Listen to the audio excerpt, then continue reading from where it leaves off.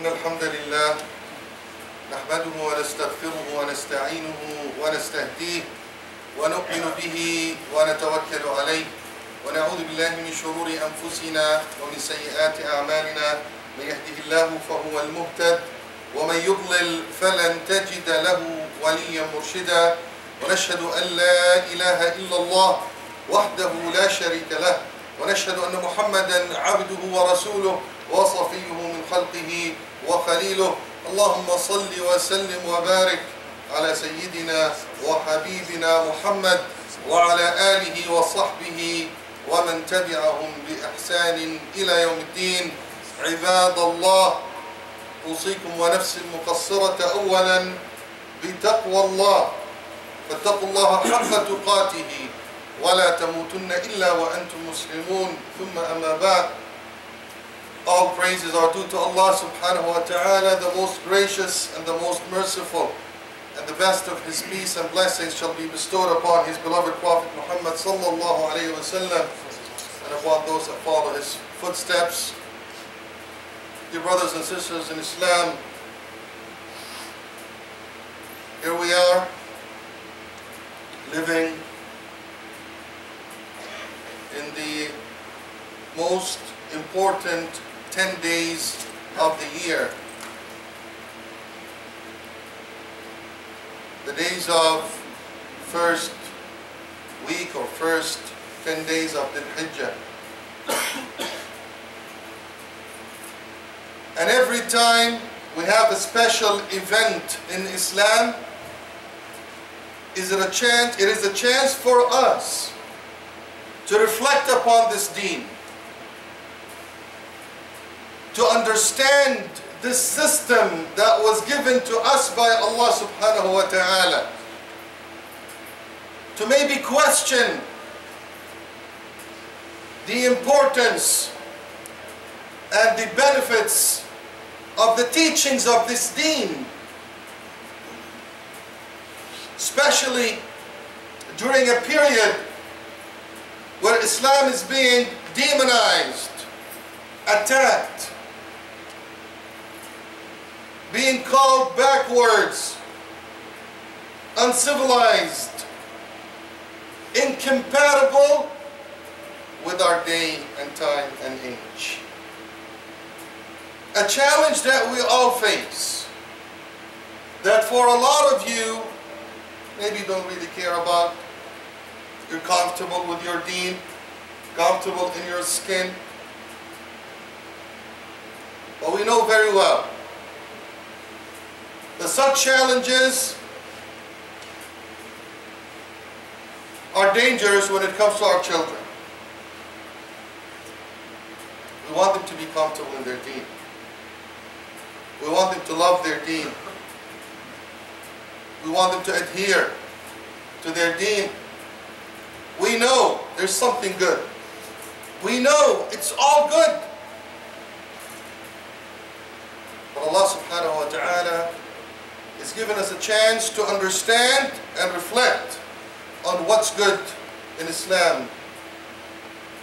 While many are trying to portray Islam as a religion of destruction and death, we see Islam as a religion of construction and development and best life, and the best life that a human being can have on earth. What can we find in Hajj to show this and share with our fellow humans to show them what Islam is all about and how Islam can be a source of development and prosperity on earth? We're going to look at a few of the manasik and try to understand it in the context of our day and time. Starting with Maqam Ibrahim alayhi wa ala rasulina salatu wassalam. Allah subhanahu wa ta'ala said in Surah Ali Imran, إن أول بيت وضع للناس للذي ببكة مباركا وهدى للعالمين فيه آيات بينات مقام إبراهيم ومن دخله كان آمنا وَلِلَّهِ عَلَى النَّاسِ حِجُّ الْبَيْتِ مَنْ اسْتَطَاعَ إِلَيْهِ سَبِيلًا وَمَنْ كَفَرَ فَإِنَّ اللَّهَ غَنِيٌّ عَنِ الْعَالَمِينَ. Allah subhanahu wa ta'ala in this ayah talks about the Kaaba, talks about Maqam Ibrahim.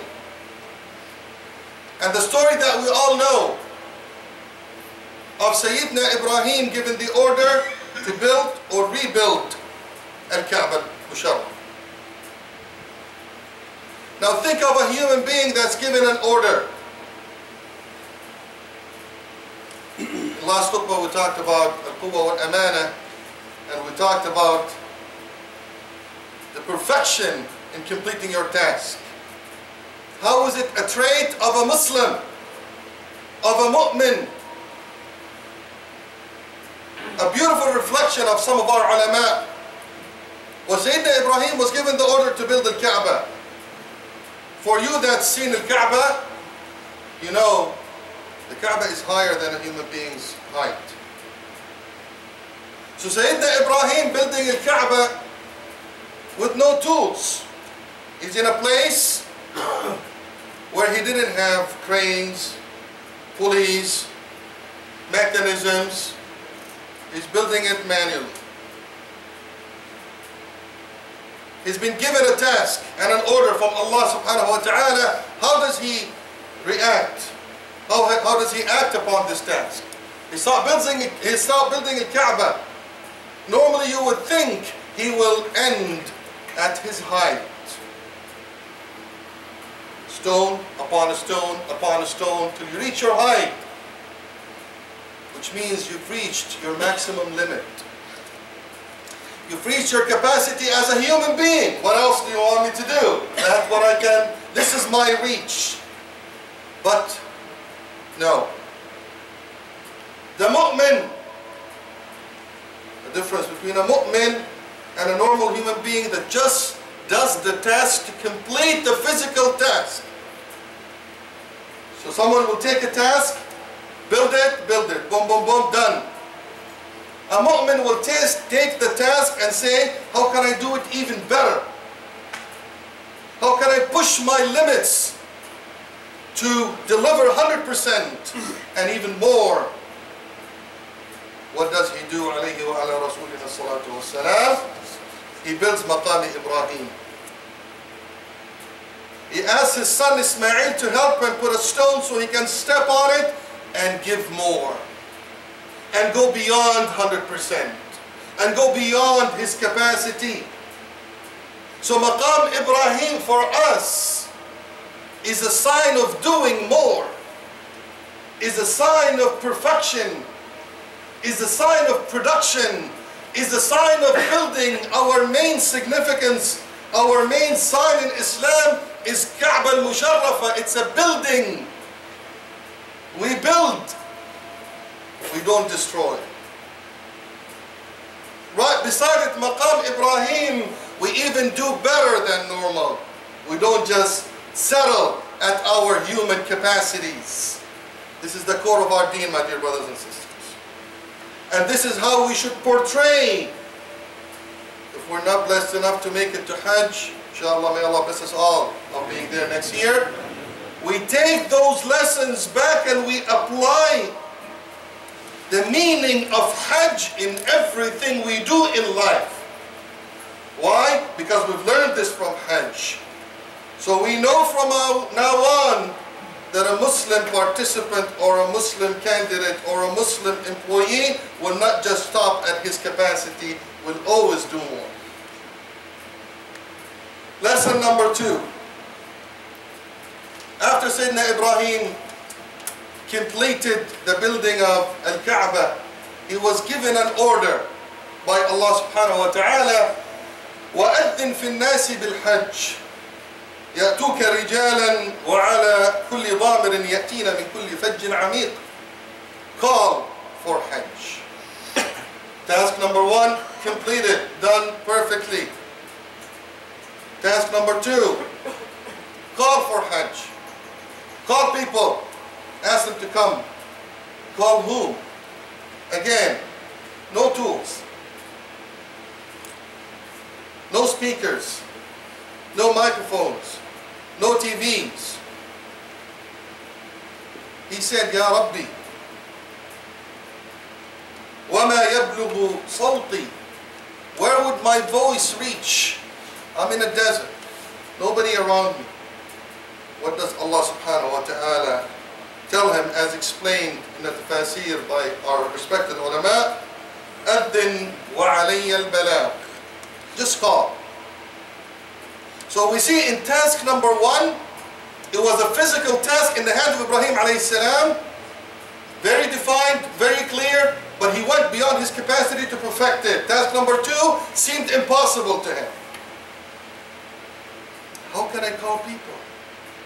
This is where the difference comes for the mu'min compared to a person that has no spiritual side or iman in his daily life. Allah subhanahu wa ta'ala has given you an order. You have to do it for the sake of Allah subhanahu wa ta'ala. You do what you can, and you know Allah subhanahu wa ta'ala alayhi al-balagh. You know, there is this element to everything you do in life. And it's important to differentiate from here tawakkul and tawakkul. With a lot of people thinking, because I'm a Muslim, I don't have to do anything, it's going to come to me. No. You do your best. You go beyond your capacity, and you know in your heart Allah subhanahu wa ta'ala will also help you deliver. So here he goes على جبل أبي قبيس and called people. And what happens? Allah subhanahu wa ta'ala propagated his voice across the globe, as we were told, and we believe it's a true story. It's part of our belief. People started coming to Al-Hajj. Having Allah subhanahu wa ta'ala in mind completes your task even more perfectly. Lesson number 3. Al-Ihram. Muslims from different backgrounds, different race, different social status, different education, knowledge, wealth, they all put on the same piece of cloth. A clear statement of equality, which to my knowledge, it's not practiced anywhere on earth. And by the way, Al-Ihram, it's not a status clothing. Like someone would say, well, all the monks, they wear the same thing. That's a status of being a religious person or a man of a temple.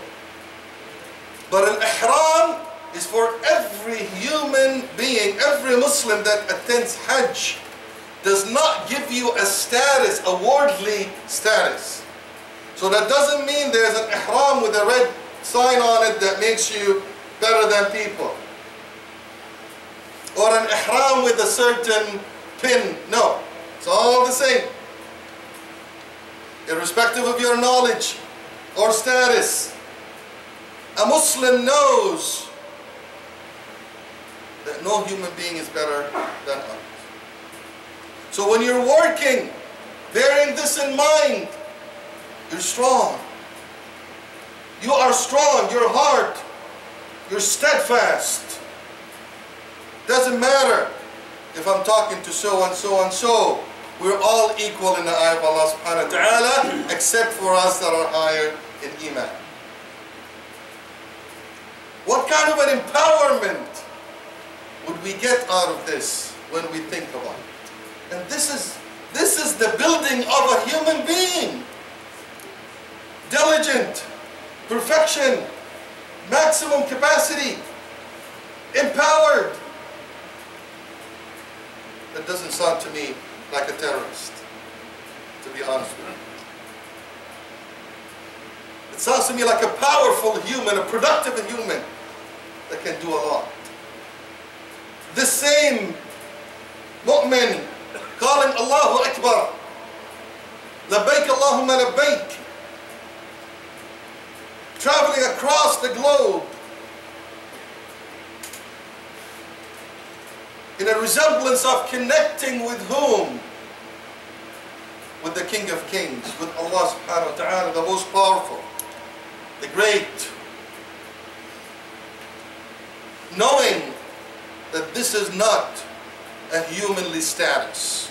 This greatness, this power, this mightiness, we don't see humans as holding these statuses, because we only see it in Allah subhanahu wa ta'ala.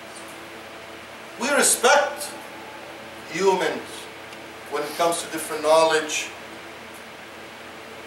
certain status, scientists, people that serve.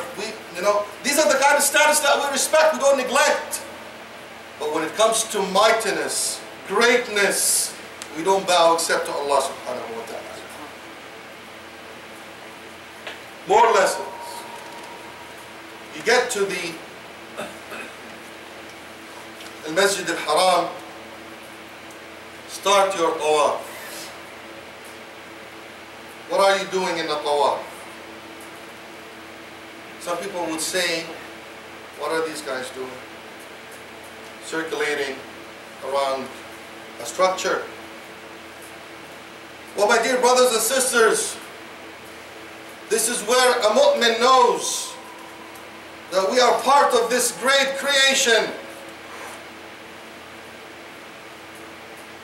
that almost everything in it, look at the planets, look at the atoms, they all circulate counterclockwise, which is the same circulation we have around the Kaaba, in a statement that we are completely aligned with the universe as Allah subhanahu wa ta'ala wants us to be. One of the biggest problems in big operations is alignment.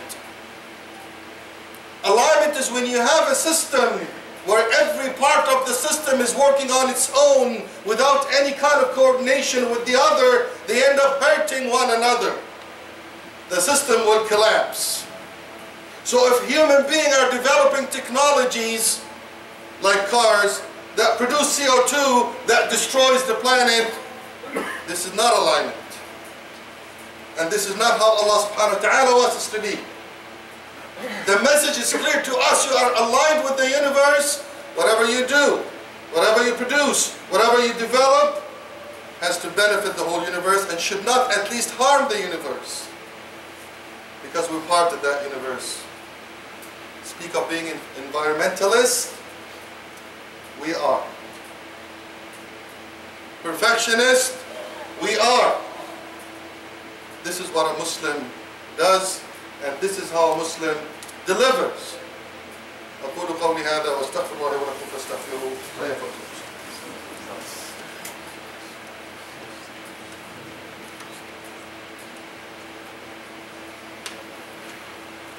بسم الله والحمد لله والصلاة والسلام على رسول الله. More lessons from this great ibadah. Allah subhanahu wa ta'ala said, الحج أشهر معلومات فمن فرض فيهن الحج فلا رفث ولا فسوق ولا جدال في الحج. In this great assembly, where people, the ones, inshallah, Allah will make us one of them, that will go and go through that training, and for us to learn the lessons, you're in line with the universe, but then again, Allah subhanahu wa ta'ala is telling you three things you need to drop while being there. Rafath, fusuq, wa jidal. Rafath is basically the pleasure of the interaction between a husband and a wife, which is the pleasures that distract a lot of men. Number one distraction, and let's be realistic, especially in our time and day, the number one distraction for our youth, men and women, is this topic: sexuality. Whether we like it or not, it is what it is. Allah subhanahu wa ta'ala is telling you, be aware of this strongest distraction. And you all know as much as I know, every single problem that we have with the youth involves this topic. The number one distraction. Find a solution for it. Don't hide it. Find a solution for it. Marriage, make it easy. Whatever you can. وَمَنْ لَمْ يَسْتَطِعْ فَلْيَصُمْ. Be proactive. Fast. A lot of solutions that needs to be discussed. But find a solution for it. To make it easy on our youth. And the ones that are unmarried. To focus on their task. Because this is the number one big distraction. Number two, fusuq. Al-asyan.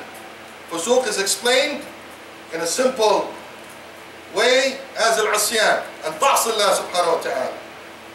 Committing or disobeying Allah subhanahu wa ta'ala. Meaning following your hawa, your desires. Controlling yourself, which is the jihad al-akbar. Controlling yourself, controlling your desires, keeping yourself in check, keeping yourself focused. Again, distraction that we see every day in our lives in any task we perform. وَلَا جِدَالَ فِي الْحَجِّ. Number three, jidal. Mukhasama. Fighting amongst each other.